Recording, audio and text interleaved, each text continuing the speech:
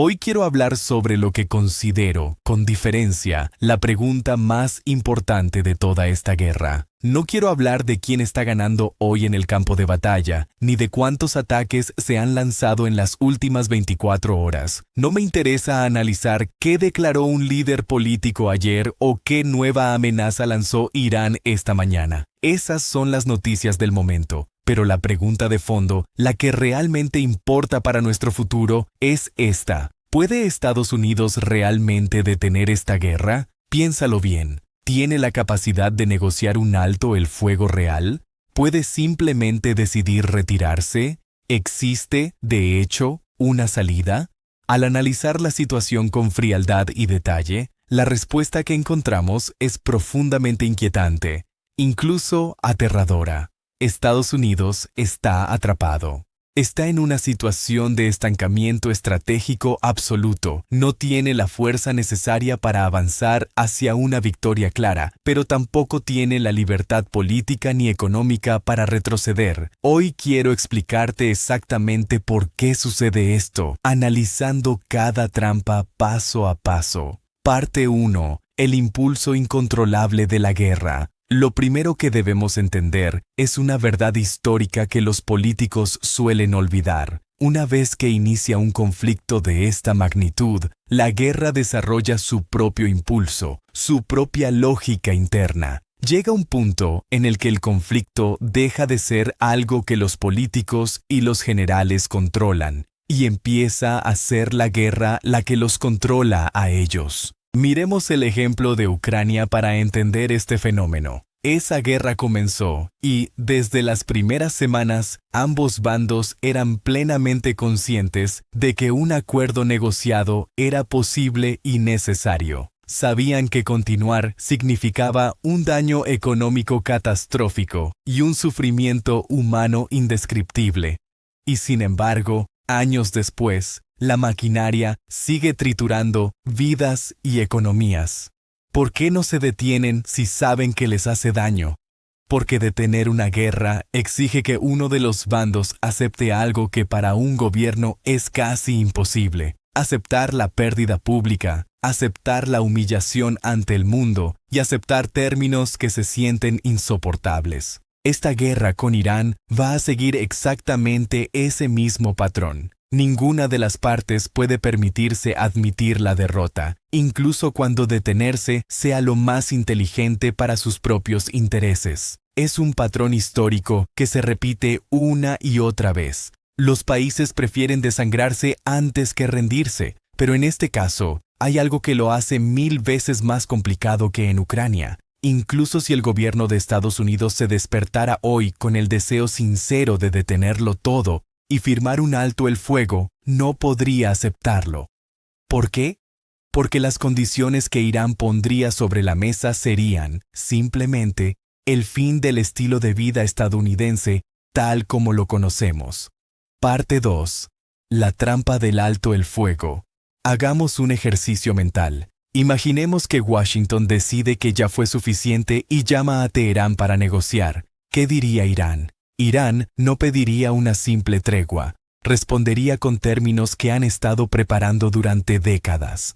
Primero, exigirían que Estados Unidos pague aproximadamente $1 billón, mil en reparaciones. Reparaciones por la destrucción de la guerra actual, por las décadas de sanciones económicas y por el daño infligido a su población. Pero lo segundo es lo que realmente cierra la trampa. Estados Unidos tendría que abandonar el Medio Oriente de forma permanente. Tendría que empacar sus maletas, cerrar cada base, retirar cada portaaviones y sacar a cada soldado de la región para siempre. A simple vista, alguien en casa podría decir, bueno, ¿y qué tiene de malo? Tal vez deberíamos irnos de allí de todos modos. Pero esa forma de pensar ignora la reacción en cadena catastrófica que esto provocaría.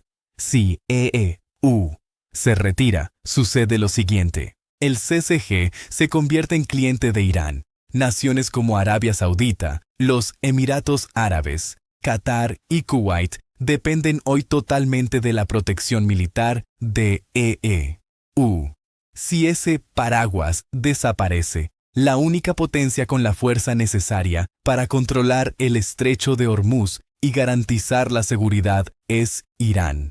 Estos países no tendrían opción, tendrían que rendir pleitesía a Teherán para sobrevivir. El colapso del petrodólar. Aquí es donde la crisis llega a tu bolsillo. El Consejo de Cooperación del Golfo, CCG, es la base del petrodólar.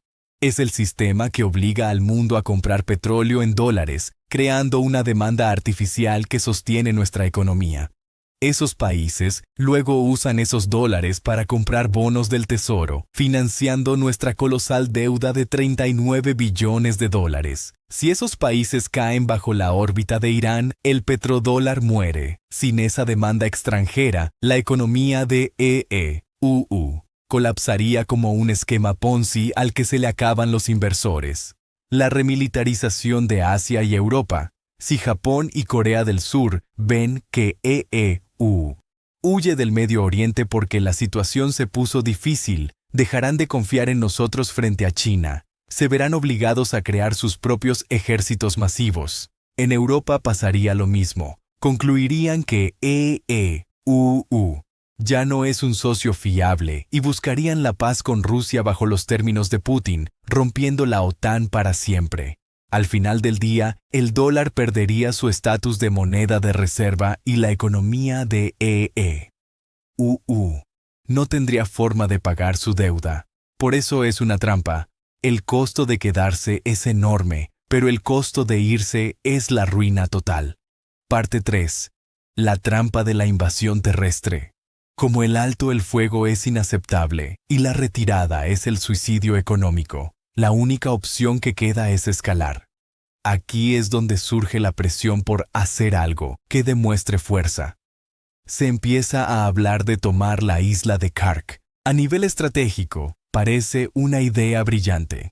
Kark es el corazón económico de Irán. Por allí sale el 90% de su petróleo. Si EEUU la toma, le corta el suministro de dinero a Irán y lo obliga a rendirse. Se vería genial en las noticias, una victoria rápida. Pero el problema es que la isla está pegada a la costa iraní. Los marines en la isla serían blancos fáciles para la artillería y los drones desde tierra firme.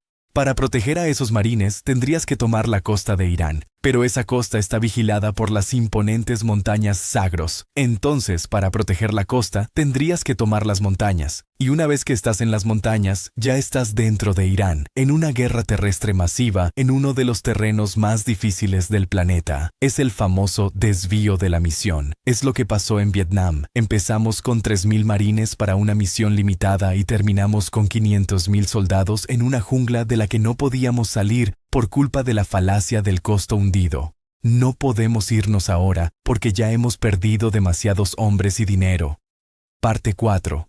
La realidad de los juegos de guerra. Hay algo que los medios de comunicación masivos no te cuentan. Los militares estadounidenses no quieren esta guerra. No es por falta de valor, sino porque han simulado este conflicto cientos de veces en computadoras y juegos de guerra. Y en cada una de esas simulaciones, Estados Unidos pierde. ¿Por qué perdemos? Porque el ejército de EEUU está diseñado para una guerra de choque y pavor. Ataques de precisión rápidos y dominio aéreo total, como en Irak en 2003. Pero Irán lleva 20 años estudiando ese manual. Han construido una estrategia asimétrica perfecta. No intentan pelear como nosotros. Se esconden, se dispersan, usan enjambres de drones baratos, misiles hipersónicos y bases subterráneas que nuestros aviones no pueden destruir fácilmente. Saben que un portaaviones de 13.000 millones de dólares puede ser amenazado por un misil que cuesta una fracción de eso. Irán conoce nuestras debilidades mejor que muchos de nuestros propios generales.